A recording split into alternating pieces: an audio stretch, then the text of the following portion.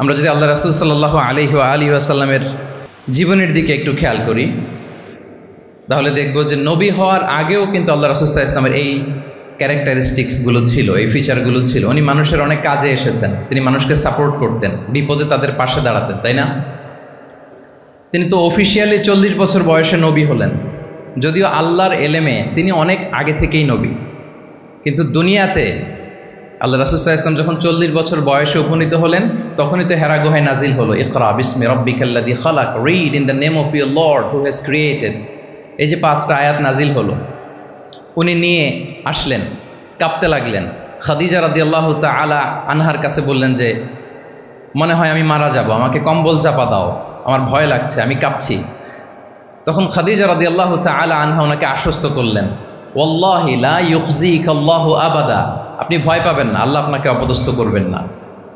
ইন্নাকা লা তাসিলুর রাহিমা ওয়া তাসদুকুল হাদিসা, নিশ্চয় আপনি আত্মীয়তার সম্পর্ককে বজায় রাখেন, আপনি সবসময় সত্য কথা বলেন। ওয়া তাহমিলুল কাল্লা, আপনি মানুষের বোঝা বয়ে দেন। ওয়া তাকসিবুল মা'দুমা, যার উপার্জন করার কোনো সক্ষমতা নেই তার জন্য আপনি উপার্জন করেন, তাকে আপনি ফিনান্সিয়াল সাপোর্ট করেন। ওয়া তাকরিউদ দাইফা, আপনি মেহমানকে খাওয়ান। ওয়া তুঈনু আলা নাওয়াইবিল হক, সত্য যেখানে বিপন্ন সেখানে আপনি সত্যের বীর সেনানী হয়ে দাঁড়িয়ে যান। তো এই ফিচার যাদের মধ্যে থাকে এমন ব্যক্তিত্বকে আল্লাহ তাআলা কখনোই অপমান করতে পারেন না। আপনি চিন্তিত হবেন না, ডোন্ট ওয়ারি অ্যাবাউট ইট, কোনো ভয় নাই, কোনো চিন্তা নাই, আপনি আশ্বস্ত হন। তাহলে দেখেন এই যে 6টা গুণের কথা খাদিজা রাদিয়াল্লাহু তাআলা আনহা বললেন, এগুলো কিন্তু রাসূল সাল্লাল্লাহু আলাইহি ওয়াসাল্লাম নবী হওয়ার আগের গুণ।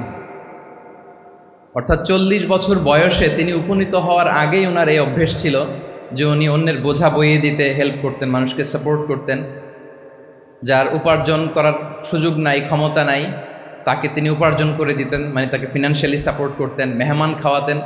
তার মানে নবী হওয়ার আগেই উনি জনকল্যাণমূলক কাজে নিজেকে সম্পৃক্ত রেখেছেন।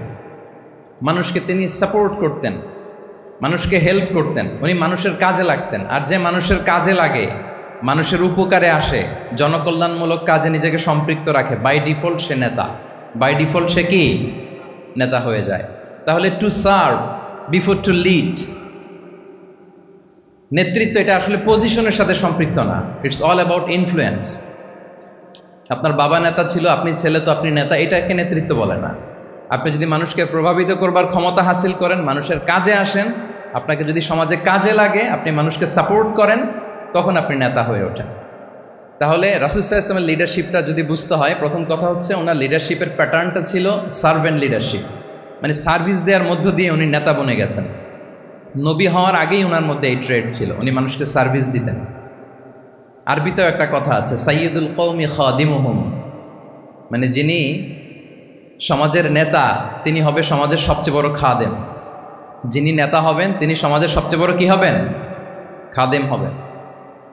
তাহলে রাসূলুল্লাহ সাল্লাল্লাহু আলাইহি ওয়া আলিহি ওয়াসাল্লামের লিডারশিপটা ছিল সার্ভেন্ট লিডারশিপ। আমি টোটাল যদি সময় আমাকে পারমিট করে,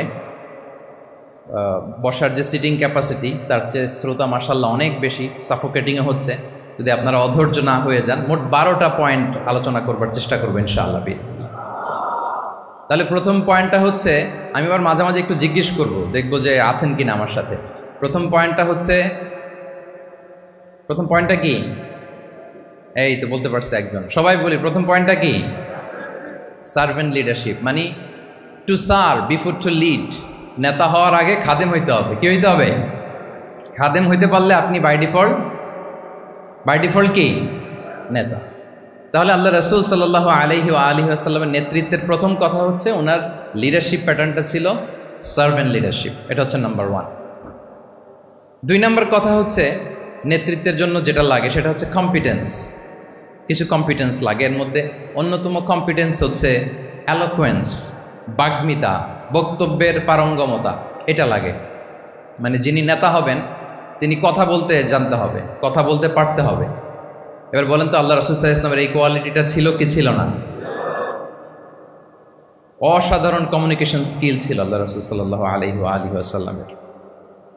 এবং ওনার পাবলিক স্পিকিংয়ের যে কি দক্ষতা, আমরা ওনার বিভিন্ন বক্তব্যে, ওনার জুমার খুতবায়, ওনার বিভিন্ন আলোচনায়, বক্তব্যগুলো থেকে আমরা বুঝতে পারি। তাহলে নেতা হইতে হলে তার এলোকোয়েন্স লাগে, বাগ্মিতা লাগে। একজন মানুষ সর্বপ্রথম কোন জিনিসের প্রেমে পড়ে জানেন? কথার প্রেমে পড়ে। কিসের? কথার প্রেমে পড়ে। কথার ধরন, কণ্ঠস্বর, তার অ্যাটিটিউড, তার শব্দের জাদু, এটা মানুষের হৃদয়কে জয় করে ফেলে। আল্লাহ রাসূল সাল্লাল্লাহু আলাইহি ওয়া আলিহি ওয়াসাল্লাম তিনি নিজেও বলেছেন, ওয়া ইন্না মিনাল বায়ানি লা সিহরা, কিছু কিছু বক্তব্যের মধ্যে জাদু আছে। তো রাসূল সাল্লাল্লাহু আলাইহি ওয়াসাল্লামের এই এলোকোয়েন্স ছিল, এলোকোয়েন্স। তিনি বলতেন, উতিতু জাওয়ামিউল কালিম, আল্লাহ তাআলা আমাকে সর্বমর্ম বাচন ভঙ্গির অধিকারী করেছেন। মানে উনি যেটা বলতেন এটা ছিল very precise in wording but comprehensive in meaning. Precise in wording, শব্দের বিবেচনা এটা খুবই precise and clear, but comprehensive in meaning. এটার যে দোতনা, এটার যে appeal to the heart of the people, to the heart of the listener, এটা অসাধারণ, মানুষের হৃদয়কে জয় করে ফেলতো। আল্লাহু আকবার। তাহলে নেতা হইতে হইলে তার কমিউনিকেশন স্কিল লাগবে, কি বলেন? লাগবে? এখন নেতা আসছে, উনি বক্তব্য করতে পারতেছে না, তাহলে কি নেতা হইতে পারবে? পারবে না।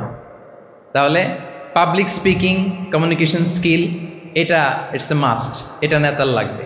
যেমনটি রাসূলুল্লাহ সাল্লাল্লাহু আলাইহি ওয়া আলিহি ওয়াসাল্লামের ছিল। উনি সর্বমর্ম বাচন ভঙ্গির অধিকারী ছিলেন। বলতেন কম, কিন্তু এটার অ্যাপিল ছিল অনেক বেশি, এটার ব্যাখ্যা হয়ে যেত অনেক। রাসূল সাল্লাল্লাহু আলাইহি ওয়াসাল্লামের সবচাইতে বড় ভাষণটি ছিল বিদায় হজের ভাষণ, খুব সম্ভবত। ওই ভাষণের টেক্সটগুলোকে যদি একসাথে করা হয়, আমার মনে হয় 10 মিনিটের বেশি লাগবে না ওই টেক্সটগুলো পড়তে। তার মানে সবচাইতে বড় যে ভাষণ ওনার, ওটা কত ছিল? 10 থেকে 12 মিনিটের ভাষণ ছিল। আমরা তো ঘন্টার পর ঘন্টা বক্তব্য করি, তারপরেও তো আমরা মানুষের মনকে খুশি করতে পারি না। উনি সেই যে 1400 বছর আগে 10 মিনিটের একটা ছোট্ট ভাষণ দিলেন, গোটা বিশ্ব আজও হাবুডুবু খায় ওই ভাষণের ভেতর, ঠিক কিনা বলেন? তাহলে উতিতু জাওয়ামিউল কালিম, আমি সর্বমর্ম বাচনভঙ্গির অধিকারী। সুবহানাল্লাহ, ভেরি প্রেসাইজ অ্যান্ড ক্লিয়ার। কতটা প্রেসাইজ অ্যান্ড ক্লিয়ার ছিল রাসূল সাল্লাল্লাহু আলাইহি ওয়াসাল্লামের বক্তব্য? আম্মা জান আয়েশা রাদিয়াল্লাহু তাআলা আনহা বলেন, লাউ আদ্দাহুল আদ্দু লা আহসাহু, তিনি যখন বক্তব্য করতেন, কেউ যদি চাইতো যে দেখি কয়টা শব্দ বললেন বক্তব্যে, কয়টা বাক্য বললেন, চাইলে মুহূর্তে গুনে ফেলা যেত সেটা। এত প্রেসাইজ অ্যান্ড ক্লিয়ার বক্তব্য ছিল যে তিনি কয়টা বাক্য ব্যবহার করেছেন, কয়টা শব্দ ইউজ করেছেন এই বক্তব্যে, চাইলে যে কেউ গুনে ফেলতে পারত। এবং তিনি খুবই শুদ্ধ আরবিতে কথা বলতেন, আফসাহুল লিসান ছিলেন। বিশুদ্ধ ভাষায় কথা বলতে পারা এটা অনেক জরুরি। রাসূল সাল্লাল্লাহু আলাইহি ওয়াসাল্লাম অত্যন্ত বিশুদ্ধ আরবিতে কথা বলতেন, এবং বিশুদ্ধ আরবি জানাটা বা বিশুদ্ধ ভাষাটা এত জরুরি যে আল্লাহ তাআলা তার প্রিয় হাবিবকে এই বিশুদ্ধ ভাষা শেখানোর জন্য মায়ের বুকের দুধ খাওয়া থেকে বঞ্চিত রেখেছিলেন। আই রিপিট, আমি আবারও বলছি, বিশুদ্ধ ভাষাটা এত জরুরি যে আল্লাহ তাআলা তার প্রিয় হাবিবকে মায়ের বুকের দুধ থেকে বঞ্চিত রেখেছেন শুধু বিশুদ্ধ ভাষার জন্য। তিনি কিন্তু মায়ের বুকের দুধ খেতে পারেন না। হালিমাতু সাদিয়ার সাথে সেই বনু সাদ গোত্রে চলে গিয়েছেন, সেখানে ছিলেন। হালিমাতু সাদিয়া ওনাকে দুধ খাইয়েছেন। এরপরে যখন মরুভূমির চমৎকার পরিবেশে একেবারে বিশুদ্ধ আরবি তিনি শিখেছেন, আবার শিশু মুহাম্মদ সাল্লাল্লাহু আলাইহি ওয়াসাল্লামকে তিনি তার মায়ের কাছে ফিরিয়ে দিয়েছেন। তাহলে চিন্তা করে দেখেন যে বিশুদ্ধ ভাষার জন্য মায়ের বুকের দুধকে স্যাক্রিফাইস করা হয়েছে। আল্লাহু আকবার। তাহলে আম্মা জান আয়েশা রাদিয়াল্লাহু তাআলা আনহা বলতেন, লাউ আদ্দাহুল আদ্দু লা আহসাহু, চাইলে যে কেউ গুনতে পারতো যে তিনি প্রিয় নবীজি কয়টা বাক্য বললেন, কয়টা শব্দ, এত প্রিসাইজ এন্ড ক্লিয়ার ছিল। অন্য বর্ণনায় এসেছে, কানা ইয়াতাকাল্লামু বিকালামিন বাইনাহু ফাসলুন, তিনি এমনভাবে কথা বলতেন, কথার মাঝখানে মাঝখানে পজ দিতেন। কে দিতেন? পজ দিতেন, মানে একটু থামতেন যাতে করে শ্রোতারা বুঝতে পারে।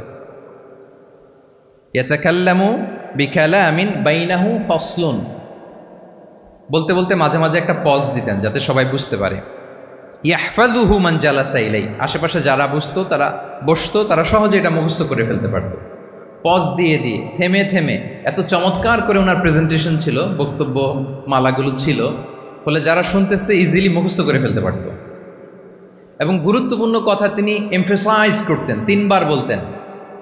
একবার তিনি বলতেছেন, আত্তাকওয়া হা হুনা হা হুনা হা হুনা ওয়া ইউশিরু ইলা সাদরিহি 3 মাররাত।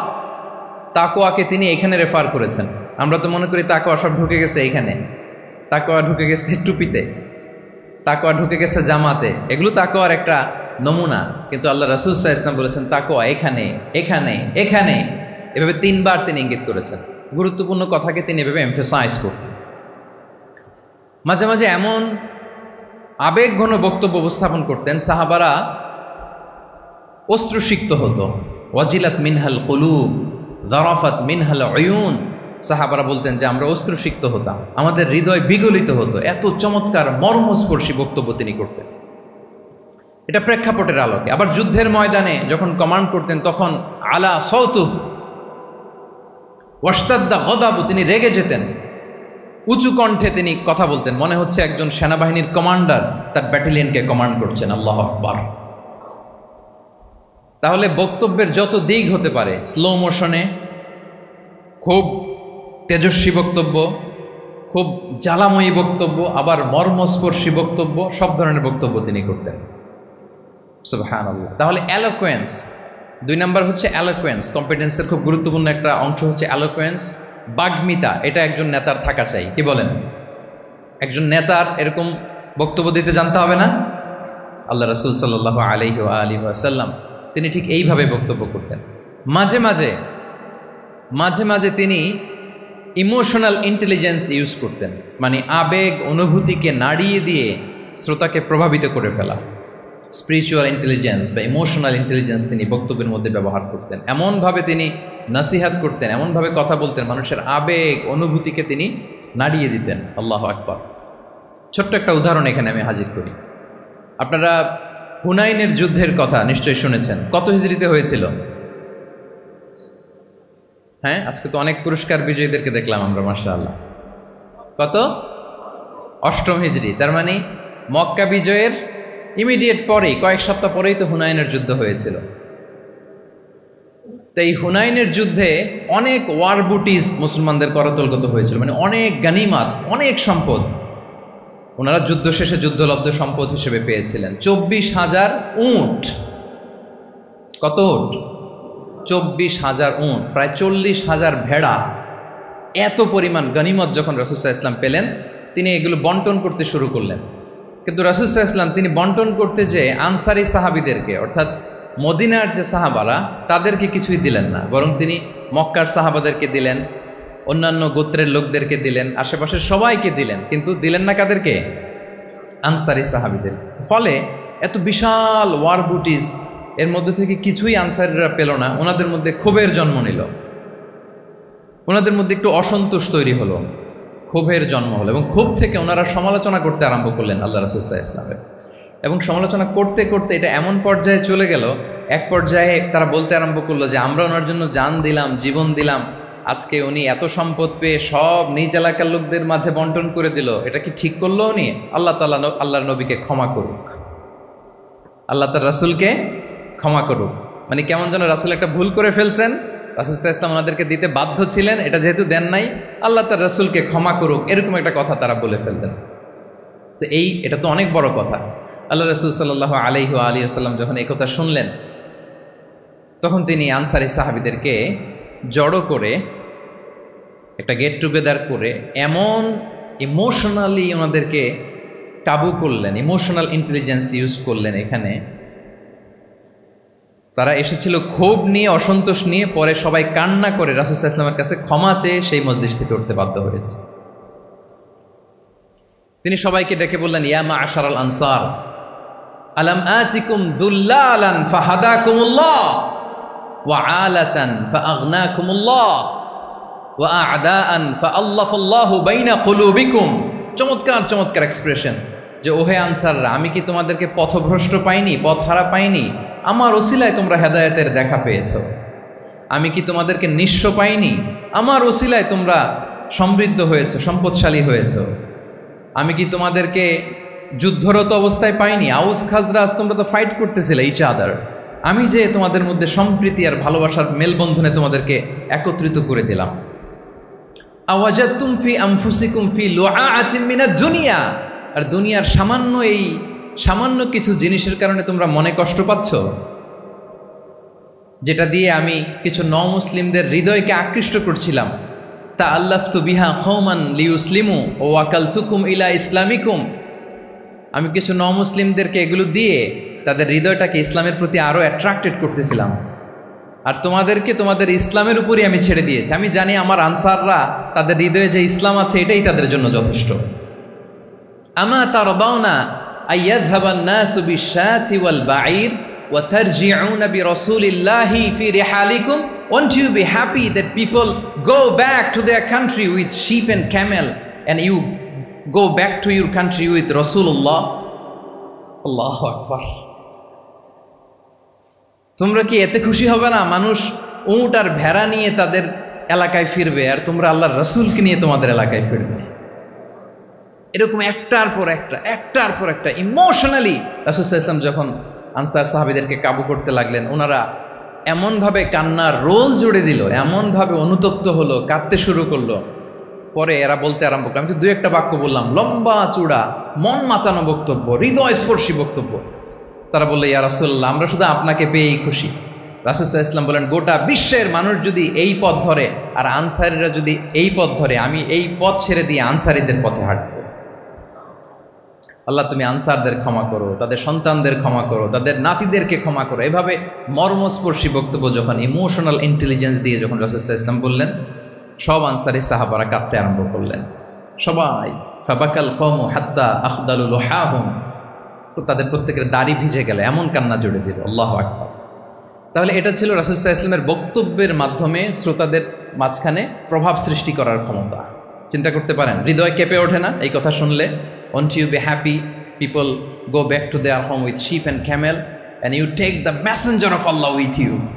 মানুষ ছাগল ভেড়া নিয়ে ফিরতেছে, তোমরা তো আল্লাহর নবীকে নিয়ে ঘরে ফিরতেছো। আল্লাহু আকবার। তাহলে এই কম্পিটেন্সটা লাগে একজন নেতা, তিনি এরকম মর্মস্পর্শী বক্তব্য দিতে জানতে হবে। কি বলেন? এটা দরকার আছে না? আচ্ছা, তাহলে রাসূল সাল্লাল্লাহু আলাইহি ওয়াসাল্লামের লিডারশিপ নিয়ে যেহেতু কথা বলছে, প্রফেটিক লিডারশিপ, প্রথমটা বলেছিলাম ওনার লিডারশিপের স্টাইল কি ছিল? এই তো মুখস্থ হয়ে গেছে, মাশাআল্লাহ। আবার লেটস মেক এ নয়েজ, প্রথমটা কি ছিল? Servant leadership. 2 নম্বরে এলোকুয়েন্স, বাগ্মিতা, বক্তব্যের পারঙ্গমতা চাই একজন নেতার মধ্যে, যেটা আল্লাহ রাসূল সাল্লাল্লাহু আলাইহি ওয়াসাল্লামের ছিল, এবং সেখান থেকে আমাদের শেখার আছে, নেয়ার আছে। কিভাবে তিনি বক্তব্য করতেন, কিভাবে জটিল কথাকে সহজ করে উপস্থাপন করতেন, কিভাবে এত চমৎকার করে তিনি ক্রাউড হ্যান্ডেল করতেন। দুটো গেল। 3 নম্বর হচ্ছে আল্লাহ রাসূল সাল্লাল্লাহু আলাইহি ওয়া আলিহি ওয়াসাল্লামের নেতৃত্বের গুণাবলীগুলো যদি আমরা লিস্ট ডাউন করি, 3 নম্বর হচ্ছে কম্পেশন। কম্পেশন, a leader should be compassionate. 3 নম্বর হচ্ছে কম্পেশন, মানে সফট হার্টেড, দয়াদ্র হৃদয় হতে হবে। আপনি মানুষের দুঃখ যদি আপনাকে কাঁদায় তবেই আপনি নেতা। কি বলেন? মানুষের দুঃখ দেখে, কষ্ট দেখে যদি আপনার মধ্যে কান্না আসে বুক ফেটে, তবেই আপনি নেতা। তাহলে দয়াদ্র হতে হয় নেতাকে, তাকে দয়ালু হতে হয়, কম্পেশনেট হতে হয়, দয়াদ্র হৃদয়ের হতে হয়। আমরা আল্লাহ রাসূল সাল্লাল্লাহু আলাইহি ওয়াসাল্লামের দিকে যদি তাকাই, ওনার তো একটা উপাধিই হচ্ছে রাহমাতাল লিল আলামিন। আল্লাহ রাসূল সাল্লাল্লাহু আলাইহি ওয়াসাল্লামের উপাধি কি? ওমা আরসালনাকা ইল্লা রাহমাতাল লিল আলামিন, we have not sent you but as mercy for all the worlds. নবী হে, আপনাকে সবার জন্য আমি মার্সি করে পাঠিয়েছি, রাহমা করে পাঠিয়েছি। আপনি সবার জন্য রহমত, মানুষের জন্য, ম্যানকাইন্ড, জিনকাইন্ড, অ্যানিমালস, সবার জন্য আপনি রাহমা, মার্সি। তাহলে একজন মানুষ যখন নেতা হয়ে উঠতে চাইবে, নেতৃত্বের অন্যতম একটা লিডারশিপ ট্রেইট হচ্ছে কম্পেশন। অন্যের ব্যথায়, অন্যের দুঃখে তার কান্না আসতে হবে, সফট হার্টেড হইতে হবে তাকে, মাঝে মাঝে দয়াদ্র হৃদয়ের হতে হবে, তবেই সে নেতা। রাসূল সাল্লাল্লাহু আলাইহি ওয়াসাল্লাম কতটা দয়াদ্র ছিল, আল্লাহ তাআলা অন্য আয়াতে বলছেন, ফাবিমা রাহমাতিম মিনাল্লাহি লিনতা লাহুম ওয়ালাউ কুনতা ফাযযান গালিযাল কলবি লানফাদ্দু মিন হাওলিক। নবী হে, আল্লাহর অশেষ অনুগ্রহে আপনি খুব কোমল ভাষী হয়েছেন, কোমল হৃদয়ের হয়েছেন। লিনতা লাহুম, সবার জন্য আপনি সফট হার্টেড হয়েছেন আল্লাহর অনুগ্রহে। যদি আপনি সফট হার্টেড না হয়ে আপনি যদি কঠোর হৃদয়ের অধিকারী হতেন, তাহলে এখন লোকেরা যেমনি আপনাকে ঘিরে রাখে, আপনার চারিপাশে সবাই ঘিরে রাখতো না। আল্লাহু আকবার। সাহাবারা সব সময় রাসূল সাল্লাল্লাহু আলাইহি ওয়াসাল্লামের সঙ্গ পেতে চাইতো, অ্যাকম্পানি চাইতো, ঘিরে রাখতো। এমনকি অনেক সাহাবীর ঘরে ভালো না লাগলে রাসূল সাল্লাল্লাহু আলাইহি ওয়াসাল্লামের কাছে চলে আসতো। এমনকি অনেক সাহাবী বলতেন যে আমার পেটে ক্ষুধা লাগলেই আমি রাসূলের কাছে যেতাম, কারণ রাসূলের চেহারা দেখলে আমার পেটের ক্ষুধা উধাও হয়ে যেত। ফাবিমা রাহমাতিন মিনাল্লাহি লিনতা লাহুম, নবী হে আল্লাহর অনুগ্রহে আপনি কোমল ভাষী হয়েছেন। তাহলে কোমল হৃদয়ের হওয়া, সফট হার্টেড হওয়া, দয়াদ্র চিত্তের হওয়া, এটা অন্যতম একটা লিডারশিপ ট্রেট। এত দয়াদ্র ছিলেন, আল্লাহ তাআলা বলছেন ফালাআল্লাকা বাখিউন নাফসাকা আলা আসারিহিম ইল্লাম ইউমিনু বিহাযাল হাদীসি আসাফা। রাসূল সাল্লাল্লাহু আলাইহি ওয়াসাল্লাম বারবার মক্কার কুরাইশদের কাছে যেত, বারবার কাফিরদের কাছে যেত, যেন তারা ঈমান আনে, যেন তারা খারাপ রাস্তা ছেড়ে দিয়ে ভালো রাস্তায় আসে। বারবার চিন্তা করতো যে ইস, কেন তারা লা ইলাহা পড়ে না, কেন তারা সত্যের পথে ফিরে আসে না, হায় রে একটুর জন্য তো তারা সামান্য আমার কথাটা শুনলেই তো বেঁচে যেত, ইস একটু আমার কথা মানলেই তো জাহান্নাম থেকে বেঁচে যেত। এরকম অস্থির হয়ে তাদের পেছনে ছুটতেন। আল্লাহ তাআলা বলেছেন নবী হে আপনি ওদের পেছনে ছুটতে ছুটতে আপনি তো নিজেকেই শেষ করে দিবেন। বাখিউন নাফসাক, আপনি তো নিজের দিকে খেয়াল করছেন না, নিজের শরীরের দিকে খেয়াল করছেন না, নিজের স্বাস্থ্যের দিকে, সময়ের দিকে, আপনি পাগল পাড়া হয়ে তাদেরকে বাঁচানোর জন্য ছুটছেন। তাহলে কতটা দয়াদ্র কোমল হৃদয়ের অধিকারী হলে যে কাফেররা রাসূল সাল্লাল্লাহু আলাইহি ওয়াসাল্লামকে ফিজিক্যালি মেন্টালি এমন কোনো টর্চার নেই করে নাই, তাদের পিছনে পিছনে ছুটতেন তিনি। হায় রে একটু যদি ইমানের রাস্তায় আনা যায়, কোনোভাবে যদি তাদেরকে বুঝিয়ে কনভিন্স করা যায়, তাহলে কম্প্যাশনেট দয়ালু হওয়া এটা নেতৃত্বের অন্যতম একটা গুণ। আপনার হৃদয়ে দয়া থাকতে হবে, মায়া থাকতে হবে সবার জন্য, কারণ নেতা তিনি তো সবার। লেটসে বাংলাদেশের যিনি প্রধানমন্ত্রী হবেন, আরও রেলেভেন্ট হয়ে যাচ্ছে এখন কথা, সামনে তো নির্বাচন আসতেছে, সো কেউ না কেউ তো প্রধানমন্ত্রী হবে। তো উনি যখন প্রধানমন্ত্রী হবে ধরেন, উনি কি শুধু ওনার দলের প্রধানমন্ত্রী হবেন? তাহলে উনি 18 কোটি মানুষের প্রধানমন্ত্রী হবেন, ঠিক কিনা বলেন? তাহলে সবার জন্য ওনার হৃদয়ে দয়া ভালোবাসা এটা থাকার দরকার আছে না নাই? তিনি সবার প্রতি কোমল হৃদয়ের হইতে হবে, দয়াদ্র হইতে হবে। প্রধানমন্ত্রী উনি শুধু নিজ দলের প্রধানমন্ত্রী নন, 18 কোটি মানুষের প্রধানমন্ত্রী। তাহলে সফট হার্টেড হইতে হবে। রাসূল সাল্লাল্লাহু আলাইহি ওয়াসাল্লামের মধ্যে এটা ছিল। সবসময় তিনি মাজলুমদের পাশে থাকতেন। আপনারা হিলফুল ফুজুলের কথা জানেন। ওনার বয়স যখন 35, ইয়ামানের এক ব্যবসায়ী আসছিল মক্কায় ব্যবসা করতে। পণ্য বিক্রির পরে আস ইবনে ওয়াইল নামে এক দুষ্ট জালেম, সে পণ্য নিয়ে বলে আমরা এই এলাকার লোক, আমরা দাম দিব না, কি করতে পারো করো। এই লোক কান্না জুড়ে দিল। তার কান্না দেখে রাসূল সাল্লাল্লাহু আলাইহি ওয়াসাল্লামের হৃদয়ে দয়া হলো। তিনি ওনার চাচা জুবাইর ইবনে আব্দুল মুত্তালিব সহ ওনার মতো যারা ইয়াং স্টার আছে সবাইকে নিয়ে একটা সংঘ করলেন। এটাই তো হালাফুল ফুদুল, মূলত নাম হচ্ছে হালাফুল মুত্তাইয়িবিন। জাহেলি যুগে ওনাদের প্রথা ছিল, কোনো একটা ভালো কাজে কেউ যখন এক হতো, রং ভর্তি বালতির ভেতরে হাত ঢুকিয়ে তারা পাথরের মধ্যে ওই হাতের ছাপ দিত, সবাই ওইখানে ছাপ দিত। ফলে কাইন্ড অফ কভেনেন্ট, এটা একটা চুক্তির মতো যে আমরা চুক্তিবদ্ধ হলাম, এগ্রিমেন্ট করলাম যে আমরা সবাই এক। তো রাসূল সাল্লাল্লাহু আলাইহি ওয়াসাল্লাম ওনার মতো ইয়াংস্টারদেরকে নিয়ে এই হালাফুল মুত্তাইয়িবিন বা হালাফুল ফুদুল করেছেন। এবং এটার মূল কথা ছিল, মূল স্লোগান ছিল নাহনু মাআল মাজলুম দিদ্দাল যালিম, আমরা সবসময় মাজলুমের পক্ষে থাকবো, জালিমের বিপক্ষে। এটা ছিল হিলফুল ফুজুলের কি মূল শিক্ষা। এভাবে সব সময় তিনি মাজলুমদের সাথে ছিলেন। শ্রমিক সাহাবীদেরকে বড্ড ভালোবাসতেন, শ্রমজীবীদেরকে বড্ড ভালোবাসতেন। এমনকি বিদায় হজের মতো এরকম গুরুত্বপূর্ণ ভাষণও শ্রমজীবীদের কথা বাদ যায়নি, গরিবদের কথা বাদ যায়নি। আরিকাআকুম আতঈমুহুম মিম্মা তাআকুলুন ওয়ালবাসুহুম মিম্মা তালবাসুন। খবরদার, সেদিনও বলেছিলেন সেই বিদায় হজের ভাষণে, তোমরা তোমাদের শ্রমজীবী লোকদের কথা ভুলে যেও না, তোমাদের স্টাফদের কথা, তোমাদের দাস দাসীদের কথা। তোমরা যা খাবে সেখান থেকে তাদেরও খাওয়াবে, তোমরা যে পোশাক পরবে সেখান থেকে তাদেরও পোশাকের ব্যবস্থা করবে। আল্লাহু আকবার। তাহলে রাহমাতাল লিল আলামিন, তিনি ছিলেন কম্প্যাশনেট, দয়ালু হৃদয়ের অধিকারী। তাহলে নেতা হইতে হলে তার হৃদয়ে কি থাকা লাগবে? দয়া। তাহলে 3 নম্বর পয়েন্টটা কি? হ্যাঁ কি সবাই বলি 3 নম্বর পয়েন্টটা কি? কম্প্যাশন, অনুগ্রহ বা দয়া, এটা একজন নেতার হৃদয়ে থাকা চাই। 4 নম্বরে হচ্ছে ইন্টেগ্রিটি। ইন্টেগ্রিটি মানে সততা, নৈতিকতা থাকতে হবে। এটা অন্যতম একটা লিডারশিপ ট্রেট। এটার বড় ক্রাইসিস এখন ইন্টিগ্রিটির। রাসূল সাল্লাল্লাহু আলাইহি ওয়াসাল্লামের লিডারশিপটা ছিল এথিক্যাল লিডারশিপ, কিন্তু এইটার অনেক বড় ক্রাইসিস আমাদের সমাজে, আমাদের নেতৃত্বের মাঝে। কি বলেন? নৈতিকতার ঘাটতি আছে না? নৈতিকতা বিবর্জিত নেতৃত্ব এটা দিয়ে কিছুই হয় না। একটা জাতির ধ্বংসের জন্য নৈতিকতা বিবর্জিত নেতৃত্বই যথেষ্ট। এই জন্য নৈতিকতা লাগবে, ইন্টিগ্রিটি, সততা। আমরা যদি আল্লাহ রাসূল সাল্লাল্লাহু আলাইহি ওয়াসাল্লামের নেতৃত্বের দিকে তাকাই, তাহলে ওনার সততা, ওনার সত্যবাদিতা, ওনার আমানতদারিতা নিয়ে যদি আমরা একটু সিরাতের পরতে পরতে খেয়াল করি, এমনকি নবী হওয়ার আগে যদি খেয়াল করি, তাহলে দেখব যে মক্কার লোকেরা আল্লাহ রাসূল সাল্লাল্লাহু আলাইহি ওয়াসাল্লামকে আস-সাদিক, আল আমিন উপাধিতে ভূষিত করেছেন। সুবহানাল্লাহ, মানে সত্যবাদী, ট্রুথফুল অ্যান্ড ট্রাস্টওয়ার্দি। স্বয়ং মক্কার লোকেরা, মক্কার মুশরিকরা রাসূল সাল্লাল্লাহু আলাইহি ওয়াসাল্লামকে উপাধি দিয়েছিলেন আল আমিন। কি উপাধি দিয়েছিলেন? আল আমিন। তার মানে কখনো মিথ্যা বলেননি, কখনো আমানতের খেয়ানত করেননি। যখন আয়াত নাজিল হলো ওয়া আনজির আশিরাতাকাল আকরাবিন, হে নবী আপনি আপনার নিকট আত্মীয়দেরকে সতর্ক করুন জাহান্নামের আযাবের, তিনি সাফা পাহাড়ের চূড়ায় উঠে গেলেন, ডাকতে আরম্ভ করলেন, ও মক্কার লোকেরা, ও আমার আত্মীয়রা, আমি যদি বলি এই পাহাড়ের পেছনে একদল ঘোড়সাওয়ার সশস্ত্র ব্যাটালিয়ন তোমাদেরকে এখনই অ্যাটাক করবে, তোমরা কি বিশ্বাস করবে? আকুনতুম মুসাদ্দিকিয়া, আমার কথা বিশ্বাস করবে? মক্কাবাসী এক বাক্যে কি বলেছিল জানেন? তারা বলেছিল নাম, অবশ্যই বিশ্বাস করবে। আমি যদি বলি তোমাদেরকে অ্যাটাক করার জন্য প্রস্তুত একদল ঘোড়সাওয়ার, বিশ্বাস করবে? আকুনতুম মুসাদ্দিকিয়া, সবাই কি বলেছিল? নাম, অবশ্যই বিশ্বাস করব। কেন বিশ্বাস করবে?